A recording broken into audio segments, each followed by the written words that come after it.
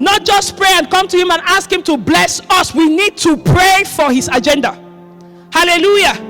We need to pray for his agenda because he will bless us anyway. He will bless us. Remember, he translated us from the kingdom of darkness. He did not leave us on the road in the desert. That would still have been freedom. That would have been freedom. But he brought us to the kingdom of his dear son. Hallelujah. He will bless us anyway. And if we have encountered the love of God, we will not even doubt that he will bless us. If you know that God loves you, you will not doubt that he will bless you. You will not even pray fervently that he blesses you. Hallelujah.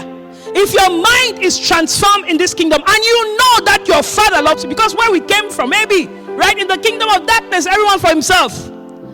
But then in this kingdom, your father, you have a father who loves you. He says in Psalm 84 verse 11, for the Lord thy God is a sun and a shield. The Lord will give grace and glory. No good thing will he withhold. No good thing would he withhold from them that walk uprightly. No good thing would he withhold from us. We don't have to spend energy praying about things that he has given us already. We just have to align. Hallelujah. Matthew 6:33. Seek ye first the kingdom of God. Kingdom first. And then he says, effortlessly, all these things will be added unto you. He has blessed us with all blessings in spiritual places. So if I'm not receiving my blessings, it's the devil I'm commanding to go in the authority that he gave me as a son of God. Hallelujah. I don't need to beg God for blessings. Hallelujah. Philippians 4:19.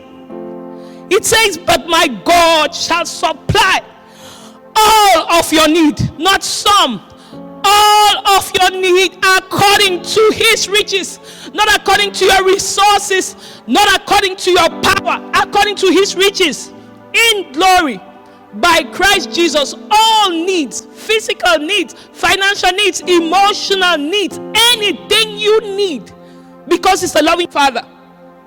Hallelujah. If we pray from a place of his love, from a place of faith, from a place from he withholds nothing good would he withhold from us if we walk uprightly. Then we are freed to pray his agenda. Because sometimes we are praying, putting a lot of energy in praying, but praying for things that he has given us already. We need to pray his agenda. Pray his desire. That's what 2 Chronicles 7:14 says. It is a promise for individuals. It's a promise for the church.